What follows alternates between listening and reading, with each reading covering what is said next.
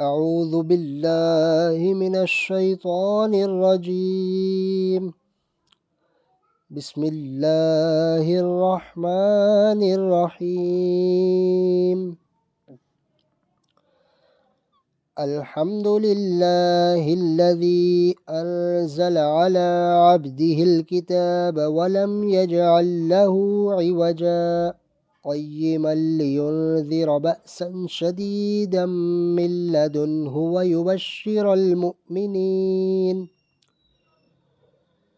ويبشر المؤمنين الذين يعملون الصالحات أن لهم أجرا حسنا ماكثين فيه أبدا وينذر الذين قالوا اتخذ الله ولدا ما لهم به من علم ولا لآبائهم كبرت كلمة تخرج من أفواههم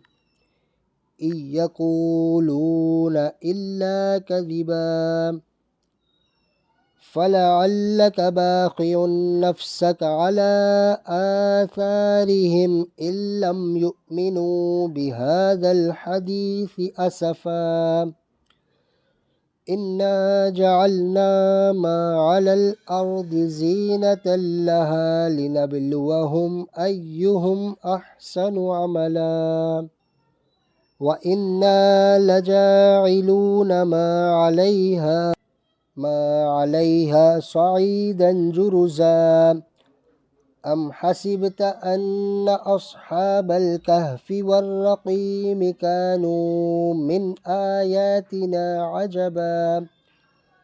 إذ أوى الفتية إلى الكهف فقالوا ربنا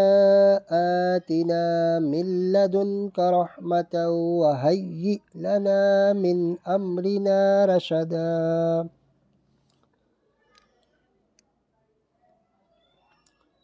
فضربنا على آذانهم في الكهف سنين عددا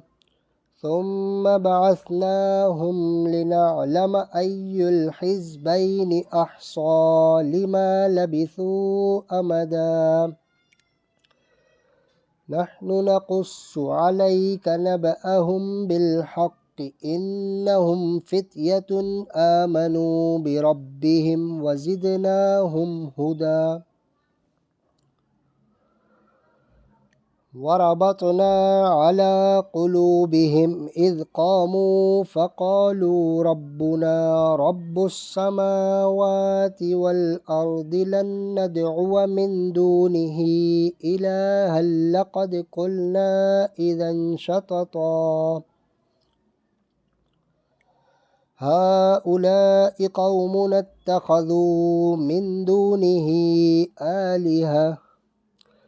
لولا يأتون عليهم بسلطان بين فمن أظلم ممن افترى على الله كذبا وإذ اعتزلتموهم وما يعبدون إلا الله فأووا إلى الكهف ينشر لكم ربكم من رحمته ويهيئ لكم من أمركم مرفقا وترى الشمس إذا طلعت تزاور عن كهفهم ذات اليمين وإذا غربت تقرضهم ذات الشمال وهم في فجوة منه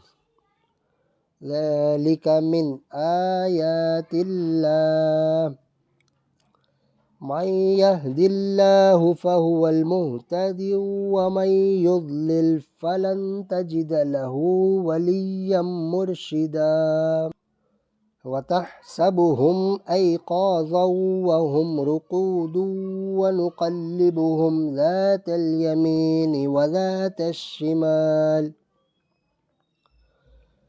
وذات الشمال وكلبهم باسط ذراعيه بالوصيد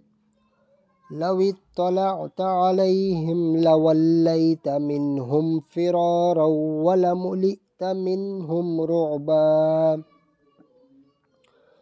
وكذلك بعثناهم ليتساءلوا بينهم قال قائل منهم كم لبثتم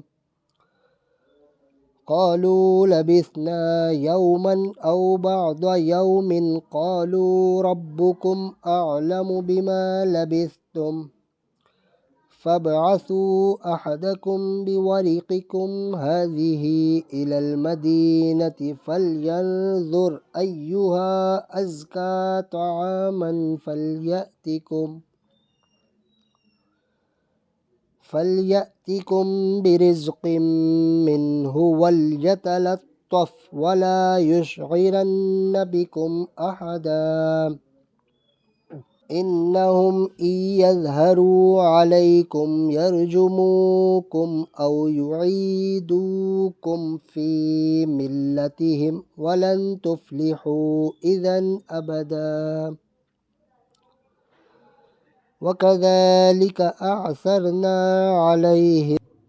وكذلك أعثرنا عليهم ليعلموا أن وعد الله حق وأن الساعة لا ريب فيها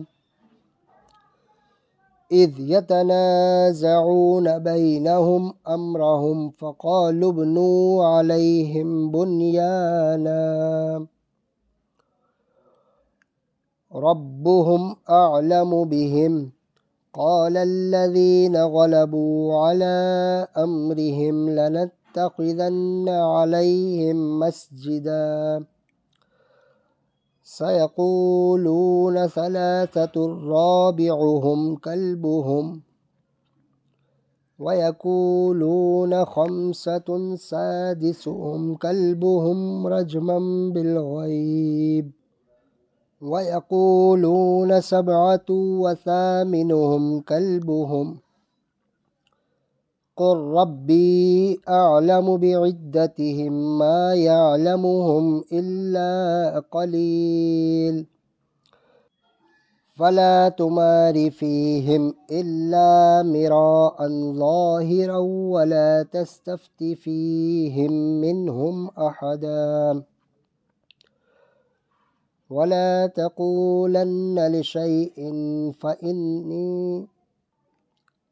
ولا تقولن لشيء إني فاعل ذلك غدا إلا أن يشاء الله واذكر ربك إذا نسيت وقل عسى أن يهديني ربي لأقرب من هذا رشدا ولبثوا في كهفهم 300 سنين وازدادوا 9 قل الله أعلم بما لبثوا له غيب السماوات والأرض أبصر به وأسمع ما لهم من دونه من ولي ولا يشرك في حكمه أحدا واتل ما أوحي إليك من كتاب ربك لا مبدل لكلماته ولن تجد من دونه ملتحدا واصبر نفسك مع الذين يدعون ربهم بالغداة والعشي يريدون وجهه ولا تعد عيناك عنهم تريد زينة الحياة الدنيا ولا تطع من أغفلنا قلبه عن ذكرنا واتبع هواه وكان أمره فرطا وقل الحق من ربكم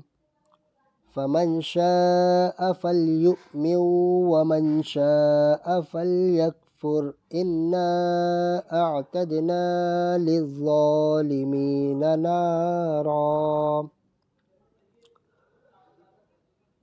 للظالمين نارا أحاط بهم سرادقها وإن يستغيثوا يغاثوا بماء كالمهل يشوي الوجوه بئس الشراب وساءت مرتفقا إن الذين آمنوا وعملوا الصالحات إنا لا نضيع أجر من أحسن عملا أولئك لهم جنات عدن تجري من تحتهم الأنهار يحلون فيها من أساور من ذهب ويلبسون ثيابا خضرا من سندس واستبرق متكئين فيها على الأرائك نعم الثواب وحسنت مرتفقا واضرب لهم مثلا الرجلين جعلنا لأحدهما جنتين من أعناب وحففناهما بنخل وجعلنا بينهما زرعا كلتا الجنتين آتت أكلها ولم تظلم منه شيئا وفجرنا خلالهما نهرا وكان له ثمر فقال لصاحبه وهو يحاوره أنا أكثر منك مالا وأعز نفرا ودخل جنته وهو ظالم لنفسه قال ما أظن أن تبيد هذه أبدا وما أظن الساعة قائمة ولئن رددت إلى ربي لأجدن خيرا منها منقلبا قال له صاحبه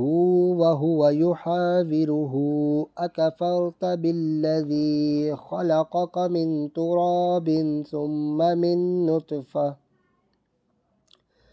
من نطفة ثم سواك رجلا لكن هو الله ربي ولا أشرك بربي أحدا ولولا إذ دخلت جنتك قلت ما شاء الله لا قوة إلا بالله إن ترني أنا ولولا إذ دخلت جنتك قلت ما شاء الله لا قوة إلا بالله إن ترني أنا أقل منك مالا وولدا فعسى ربي أن يؤتيني خيرا من جنتك ويرسل عليها حسبانا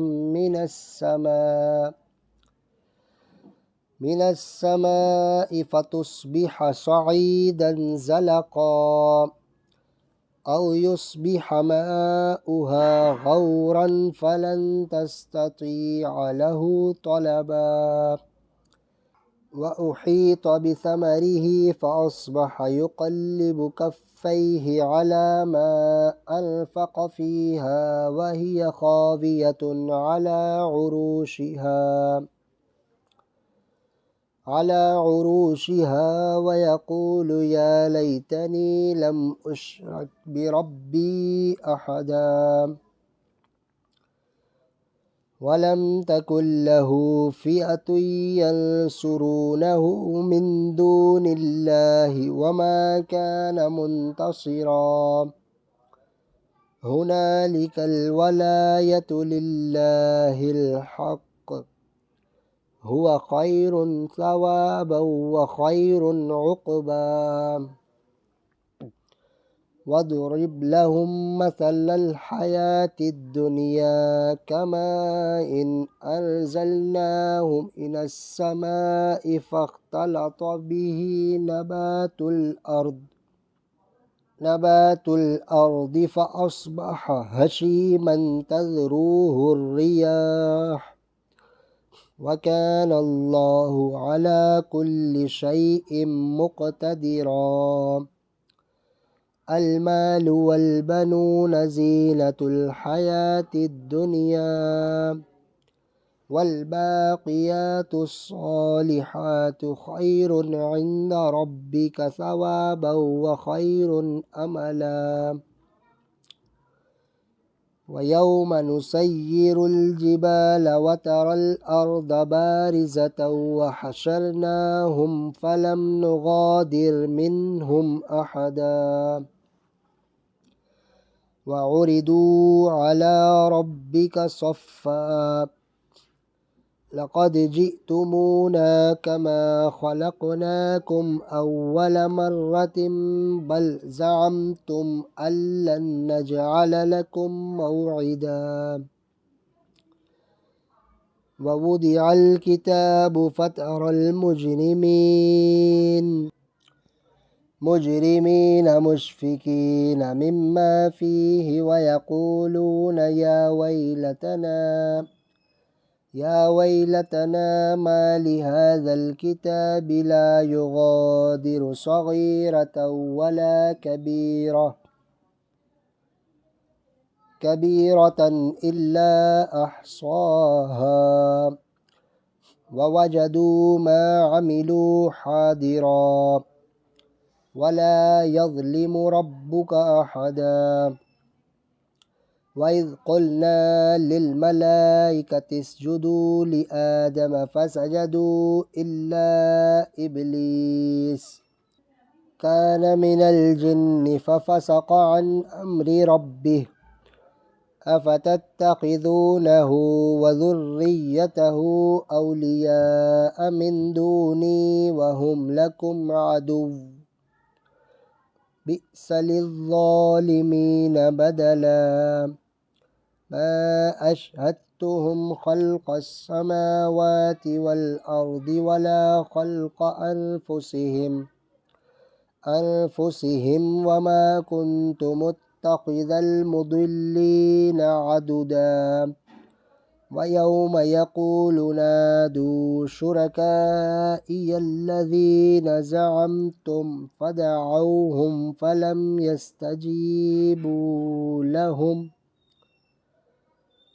يستجيبوا لهم وجعلنا بينهم موبقا ورأى المجرمون النار فظنوا أنهم مواقعوها ولم يجدوا عنها مصرفا ولقد صرفنا في هذا القرآن للناس من كل مثل وكان الإنسان أكثر شيء جدلا وما منع الناس أن يؤمنوا إذ جاءهم الهدى ويستغفروا ربهم إلا أن تأتيهم سنة الأولين أو يأتيهم العذاب قبلا وما نرسل المرسلين إلا مبشرين ومنذرين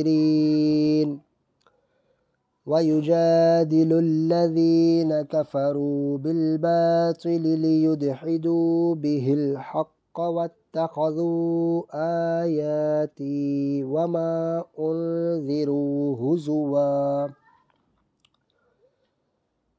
ومن أظلم ممن ذكر بآيات ربه فأعرض عنها ونسي ما قدمت يداه إنا جعلنا على قلوبهم أكنة أن يفقهوه وفي آذانهم وقرا وإن تدعهم إلى الهدى فلن يهتدوا إذا أبدا وربك الغفور ذو الرحمة لو يؤاخذهم بما كسبوا لعجل لهم العذاب بل لهم موعد لن يجدوا من دونه موئلا وتلك القرى أهلكناهم لما ظلموا وجعلنا لمهلكهم موعدا وإذ قال موسى لفتاه لا أبرح حتى أبلغ مجمع البحرين أو أمضي حقبا فلما بلغ مجمع بينهما نسيا حوتهما فاتخذ سبيله في البحر سربا فلما جاوزا قال لفتاه آتنا غداءنا لقد لقينا من سفرنا هذا نصبا قال أرأيت إذ أوينا إلى الصخرة فإني نسيت الحوت وما أنسانيه إلا الشيطان أن أذكره واتخذ سبيله في البحر عجبا قال ذلك ما كنا نبغي فارتدا على آثارهما قصصا فوجدا عبدا من عبادنا آتيناه رحمة من عندنا وعلمناه من لدنا علما قال له موسى هل أتبعك على أن تعلمني مما علمت رشدا قال إنك لن تستطيع معي صبرا وكيف تصبر على ما لم تحط به خبرا قال ستجدني إن شاء الله صابرا ولا أعصي لك أمرا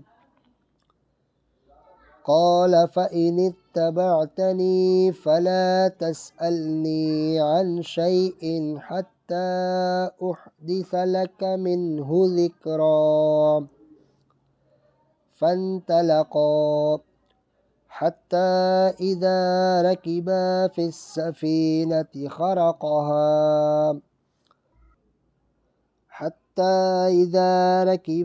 السفينة خرقها قال أخرقتها لتغرق أهلها لقد جئت شيئا إمرا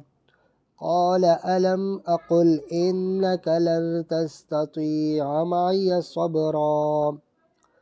قال لا تؤاخذني بما نسيت ولا ترهقني من أمري عسرا فانطلقا حتى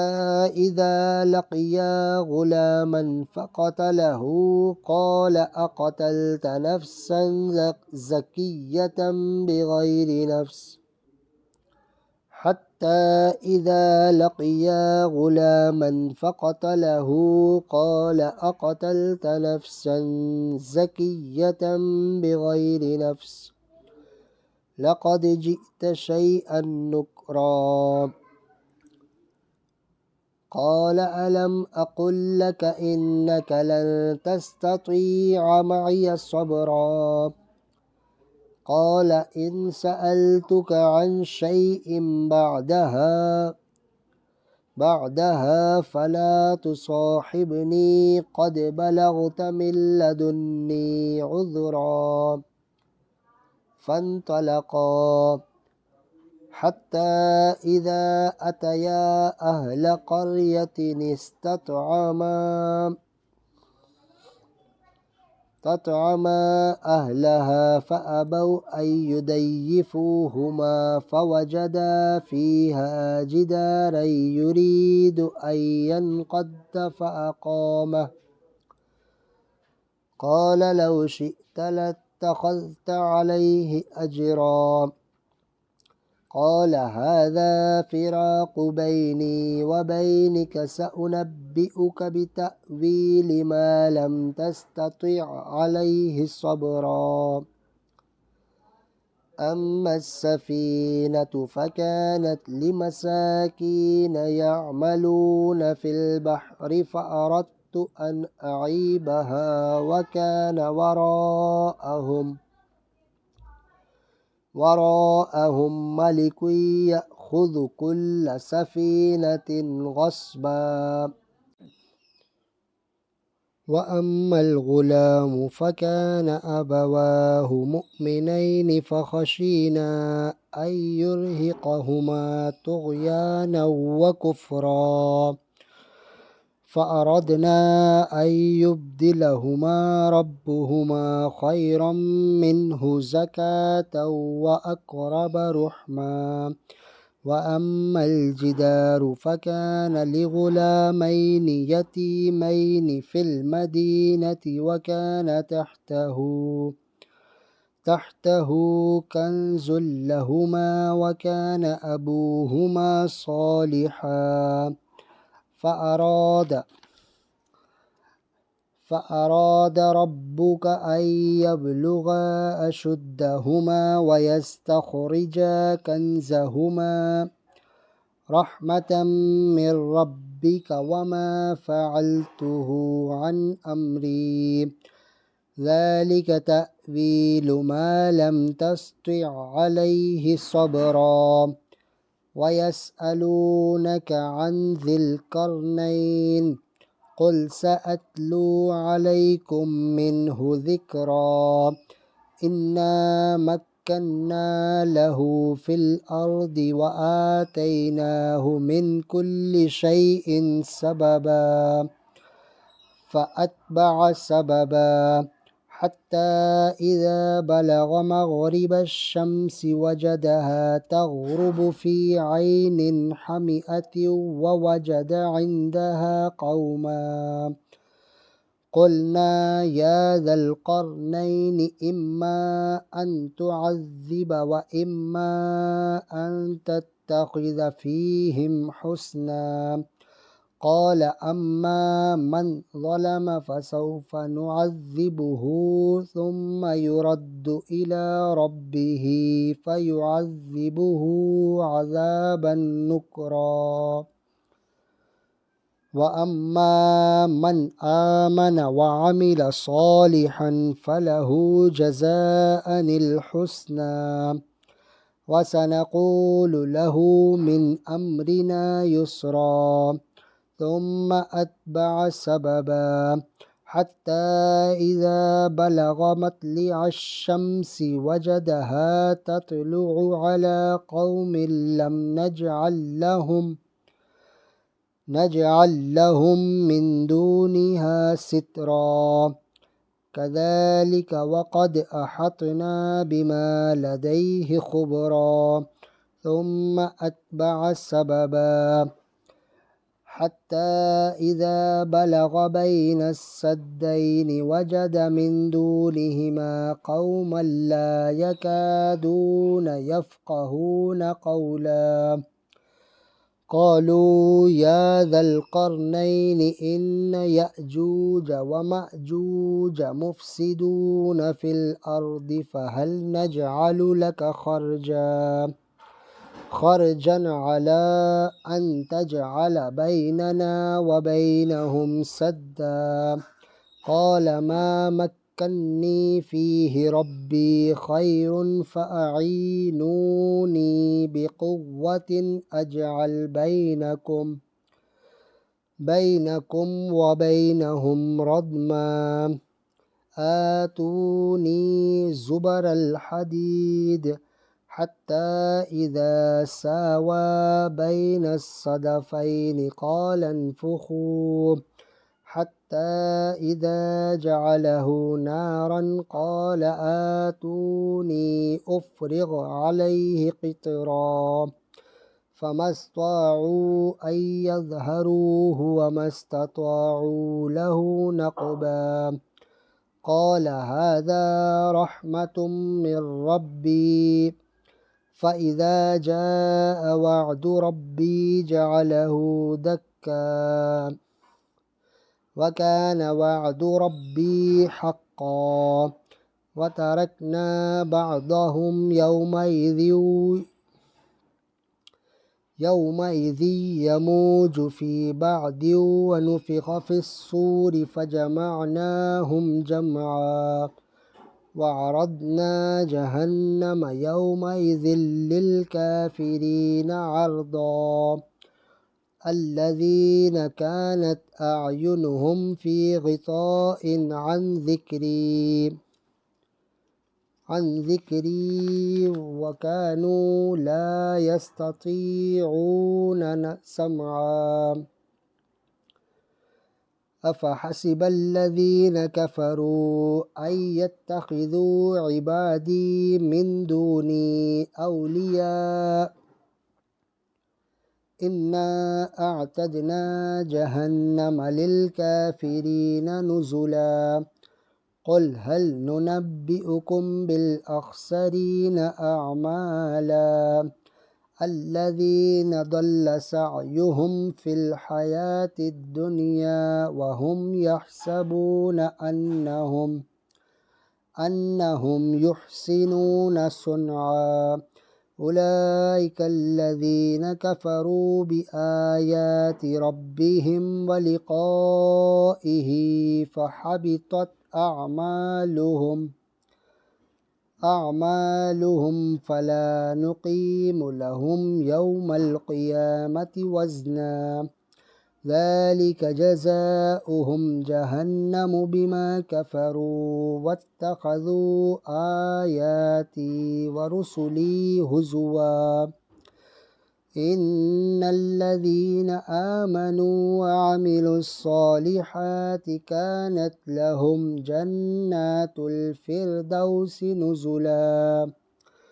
خالدين فيها لا يبغون عنها حولا قل لو كان البحر مدادا لكلمات ربي لنفد البحر قبل أن تنفد كلمات ربي ولو جئنا بمثله مددا قل إنما أنا بشر مثلكم يوحى إلي أنما إلهكم إله واحد فمن كان يرجو لقاء ربه فليعمل عملا صالحا ولا يشرك بعبادة ربه أحدا صدق الله العظيم.